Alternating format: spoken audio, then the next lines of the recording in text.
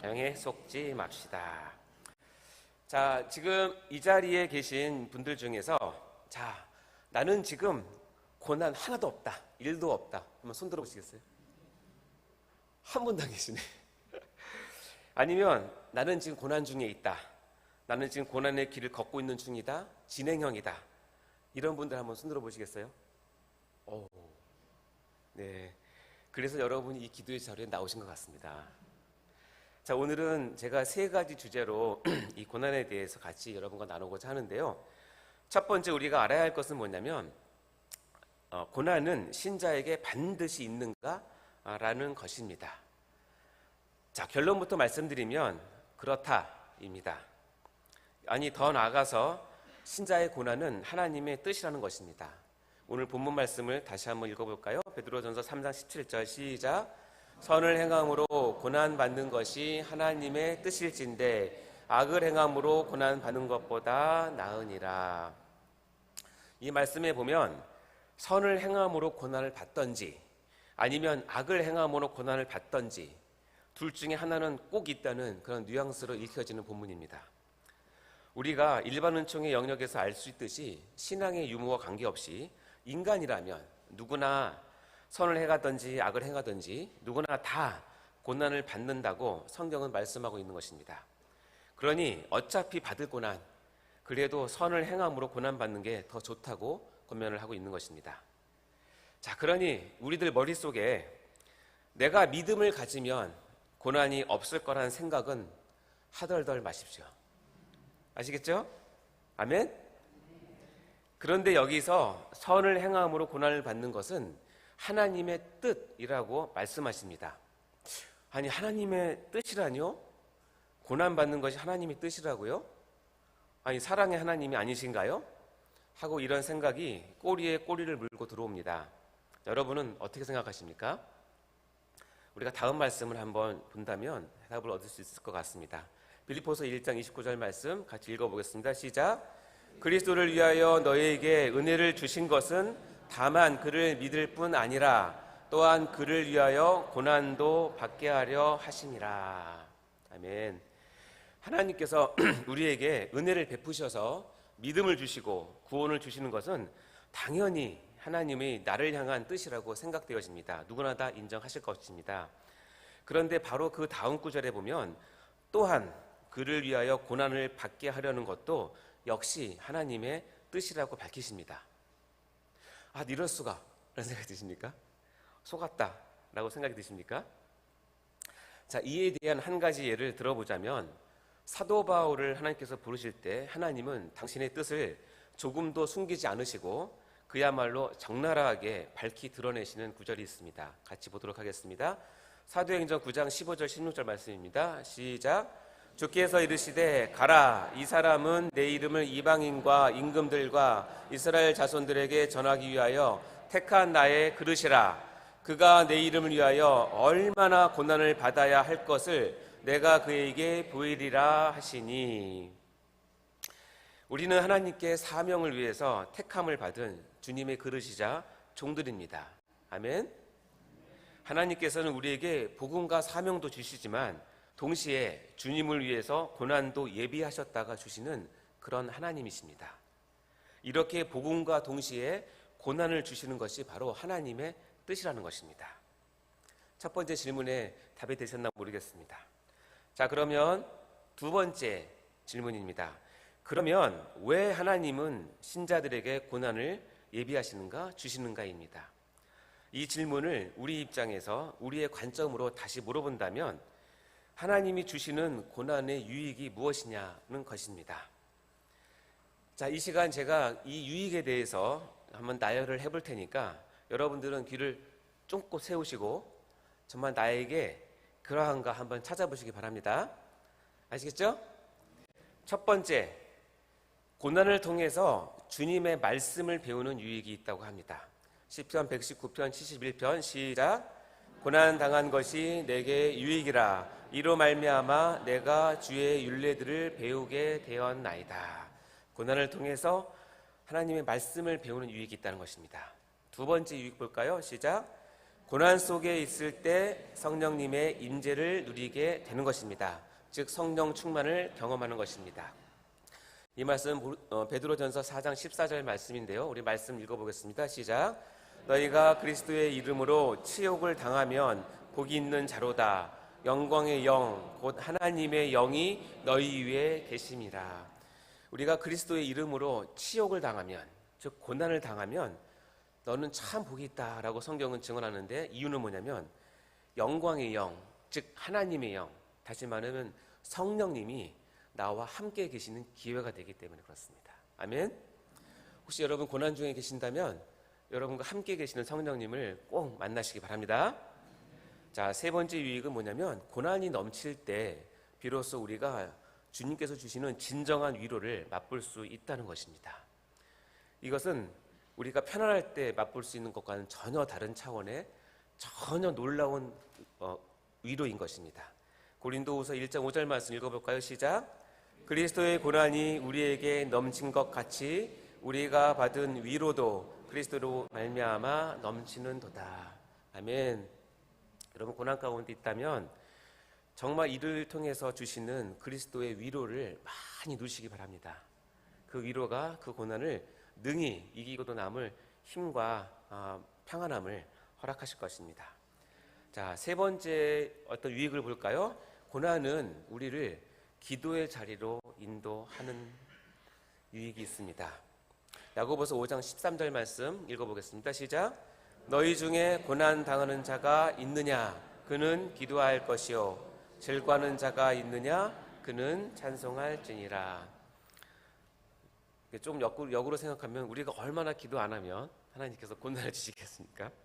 아까도 보니까 고난 가운데 있다고 생각하시면 여기 거의 한 80% 되시는 것 같아요. 그만큼 여러분의 마음이 가난하고 낮아지고 하나님의 은혜를 구할 수밖에 없는 그런 상황이라서 여러분 이 자리에 나오신 줄 믿습니다. 너무 잘하셨습니다. 고난은 우리를 기도의 자리로 몰고 가는 우리의 스승과 같은 것인데요. 고난을 당하는 자가 있으면 기도하라고 명령을 하십니다. 여러분 고난 당할수록 기도하시기 바랍니다. 자, 다섯 번째는 유익이 뭐냐면 육체의 고난은 죄를 그치게 하는 효능이 있기 때문에 그렇습니다. 우리 베드로전서 4장 1절 말씀 읽어볼까요? 시작. 그리스도께서 이미 육체의 고난을 받으셨으니 너희도 같은 마음으로 갑옷을 삼으라. 이는 육체의 고난을 받은 자는 죄를 그쳤음이니. 우리가 죄에 달려갈 때에 때로는 이 육체의 고난을 통해서 하나님께서 죄를 절제하시고 조절하신다는 그런 은혜를 주신다는 말씀입니다. 자, 이와 같이 대표적인 고난의 유익, 즉 하나님께서 우리를 위해서 고난을 주신 5가지를 알아보았습니다. 한번 정리를 해볼까요? 1번부터 5번까지인데 여러분 보시면서 마음에 새기시면서 나에게 이런 유익이 정말 있었는지를 보시면서 읽어보겠습니다. 첫 번째 시작. 고난을 통해서 주님의 말씀을 배우는 유익이 있습니다. 두 번째, 고난 속에 있을 때 성령님의 임재를 누리게 됩니다. 즉 성령의 충만함을 경험을 합니다. 세 번째, 고난이 넘칠 때 비로소 우리가 주님의 진정한 위로를 맛볼 수가 있습니다. 네 번째, 고난은 우리를 기도의 자리로 인도합니다. 다섯 번째, 육체의 고난은 죄를 그치게 하는 효능이 있습니다. 아멘. 자, 이 얼마나 복되게요? 그렇죠? 이 얼마나 복된 일입니까? 세상에 어느 누가 이런 유익과 이런 복을 우리에게 줄 수 있단 말입니까? 여러분 어떠세요? 이런 유익이 있는 고난을 이제는 어떻게 생각을 해야 될까요? 그렇다면 이제 세 번째는, 그렇다면 우리는 어떤 자세로 주님께서 예비하신 고난을 받아야 할까요? 고린도전서 4장 12절 13절 말씀 우리 같이 한 목소리로 읽어보겠습니다. 시작. 사랑하는 자들아, 너희를 연단하려고 오는 불시험을 이상한 일 당하는 것 같이 이상히 여기지 말고 오히려 너희가 그리스도의 고난에 참여하는 것으로 즐거워하라. 이는 그의 영광을 나타내실 때에 너희로 즐거워하고 기뻐하게 하려 함이라. 아멘. 우리가 고난에 대해서 잘 모를 때는 이 구절이 참으로 이해가 되지 않습니다. 이건 너무 나갔네. 이건 아무나 할 수 있는 것이 아닌 것 같은데 베드로 정도니까 했겠지라고 하지만 우리가 고난을 다시 한번 묵상을 해보니 이것이 정말 맞는 말인 것 같습니다. 우리는 하나님께서 주시는 고난을 이상히 여기지 말고 그리고 즐거워하며 받아야 합니다. 왜냐하면 이 고난은 하나님의 뜻이자 우리를 지극히 사랑하시어 주님께서 유익을 가득 담아주시는 종합 선물 세트와 같은 것이기 때문에 그렇습니다. 사랑하는 성도 여러분, 이제후로는 항상 내 주위에 있는 고난을 바라보는 여러분의 시각이 변하시길 바랍니다. 고난으로 인해 우울해지고 불평나오고 원망하던 모습에서 이제는 벗어나서 오히려 고난으로 인해서 기뻐하고 즐거워하고 감사하는 그런 성숙된 성도의 모습으로 거듭나시기를 주님 이름으로 축원합니다. 사랑하는 성도 여러분, 누구나 다 고난이 오면 우울해집니다. 영어에 이런 표현이 있네요. I'm feeling blue 라는 말처럼 그야말로 블루해집니다. 그래서 고난의 색깔은 아마도 블루, 파란색이라고 해도 과언이 아닐 것 같습니다. 그런데 오늘 설교의 말씀 속에서 고난의 본질, 즉 고난은 하나님의 뜻이라는 것과 그 유익을 배우셨다면 우리는 마땅히 고난이 찾아옴을 기뻐하고 즐거워해야 할 것입니다. 굳이 이를 색깔로 본다면 옐로우, 즉 노란색일 것 같습니다. 찾아보니 노랑은 지혜, 이해심, 통찰력을 불러오는 색으로 영혼의 완성, 평화, 휴식을 나타내며 기쁨과 즐거움, 젊음의 색이라고 합니다. 이제 우리는 고난이란 단어가 내 삶에 들어올 때 블루, 파란색으로 보는 게 아니라 옐로우, 노란색으로 보이시기를 주님의 이름으로 간절히 축원합니다. 마지막 말씀 한 번 더 읽고 마무리하겠습니다. 로마서 8장 17절 18절 말씀 시작. 자녀이면 또한 상속자 곧 하나님의 상속자요 그리스도와 함께한 상속자니 우리가 그와 함께 영광을 받기 위하여 고난도 함께 받아야 할 것이니라. 생각하건대 현재의 고난은 장차 우리에게 나타날 영광과 비교할 수 없도다. 아멘.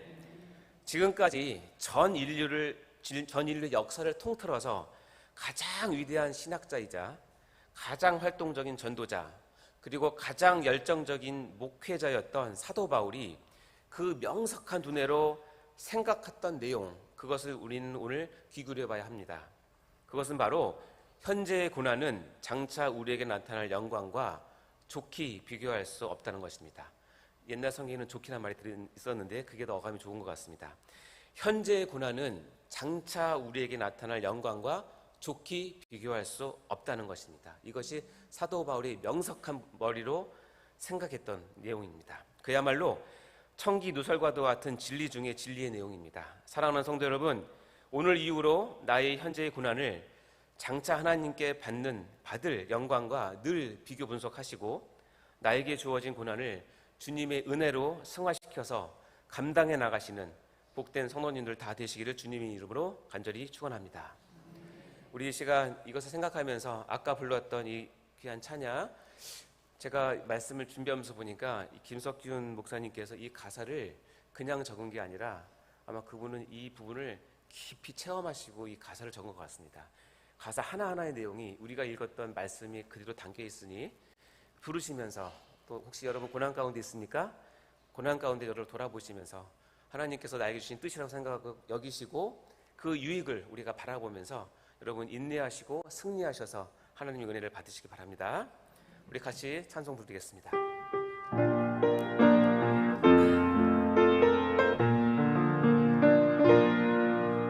왜 나만 겪는 고난이냐고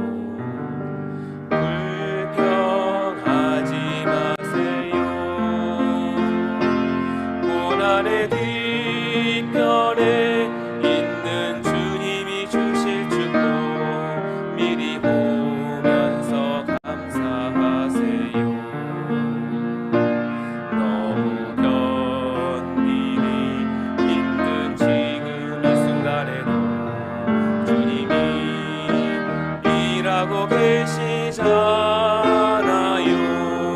남들은 지쳐 앉아 있을지라도 당신만은 일어서세요. 힘을 내세요. 힘을 내세요. 주님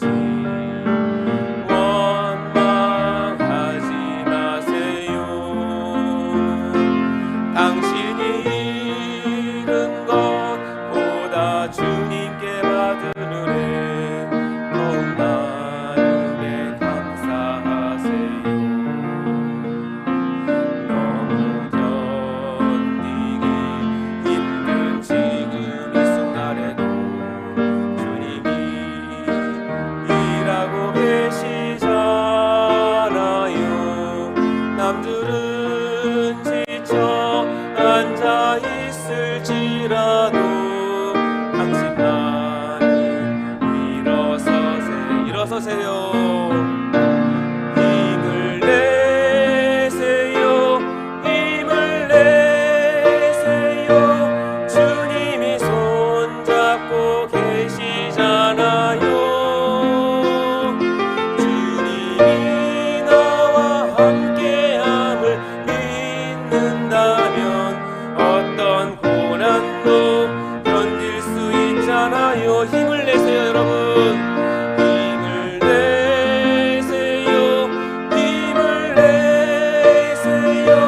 주님이 손잡고 계시잖아요. 주님이 나와 함께함을 믿는다면 어떤 고난도 견딜 수 있잖아요. 기도하시겠습니다. 하나님 아버지 감사합니다. 우리에게 고난을 허락하시어 하나님의 뜻을 이루시고 고난을 통하여서 말할 수 없는 유익을 우리에게 예비하신 하나님 주님을 찬양합니다. 이 고난을 우리가 헛되이 받지 않게 하시고 원망이나 불평으로 받지 않게 하시고 이 고난을 통하여서 하나님께 더욱더 나아가는 성숙된 성도들 다 될 수 있도록 축복하여 주옵소서. 고난 가운데 있는 성도들이 있다면 이 시간 이 말씀들을 통해서 다시 일어설 수 있도록 힘을 낼 수 있도록 주님 도와주시옵소서. 감사드리며 예수님 이름으로 기도하옵나이다. 드려지는 헌금을 위해서 기도드립니다. 하나님 아버지 감사합니다. 작은 아버지 정성을 모아서 하나님께 마음을 드리며 또한 물질을 드립니다. 이 기도의 제목도 주님께서 받아주시고 흠양하여 주시며 때에 따라 응답하여 주시옵소서. 아버지 고난 가운데 있으니까 이 고난을 통해서 얻을 유익을 위해서 드려지는 모든 헌금들 주여 인도하여 주시고 쓰여지는 곳곳에서 하나님의 영광이 드러날 수 있도록 인도하여 주옵소서. 감사의 헌금과 1,000번째 헌금 11조를 주여 받아 주옵소서. 감사드리며 예수님 이름으로 기도하옵나이다. 주기도문으로 마치도록 하겠습니다. 하늘에 계신 우리 아버지여, 이름이 거룩히 여김을 받으시오며 나라의 마옵시며 뜻이 하늘에서 이루어진 것 같이 땅에서도 이루어지이다. 오늘날 우리에게 일용할 양식을 주옵시고 우리가 우리에게 죄 지은 자를 사하여 준 것 같이 우리 죄를 사하여 주옵시고 우리를 시험에 들게 마시고 다만 악에서 구하옵소서. 대개 나라와 권세와 영광이 아버지께 영원히 싸움나이다. 아멘. 이 시간 같이 기도하기 전에 공동의 기도 제목을 가지고 나누고 기도하도록 하겠습니다. 먼저 우리 담임 목사님의 건강과 숙면을 위해서 그리고 사역을 위해서 기도해 주시기 바랍니다. 특별히 내일 미국으로 출국하시는 목사님을 위해서 특별히 기도해 주시고 모든 일정과 특별히 영육간의 강건한 숙면을 또 잘 취할 수 있도록 위해서 기도해 주시기 바랍니다. 또 제 미국에서의 참전용사 공헌 행사를 준비하고 있고 국내 보훈 음악회를 준비하고 있습니다. 모든 행사 가운데 하나님께서 은혜 주셔서 아버지 그 세우신 그 뜻이 다 이루어질 수 있도록 행사를 위해서 기도해 주시기 바랍니다. 오늘 수요 예배에 위해서 기도해 주시기 바랍니다. 말씀을 전하실 목사님과 수요 예배 참여하는 모든 성도분들이 예배 가운데 큰 은혜 얻을 수 있도록 위해서 기도해 주시기 바랍니다. 마지막으로 여러분이 가져온 각자의 기도 제목을 위해서 기도해 주시고 특별히 고난 가운데 있다고 한다면 이 말씀을 기억하시면서 다시 한번 일어서게 해달라고 이 시간 주님을 이름을 외치고 같이 기도하도록 하겠습니다. 주여, 주여.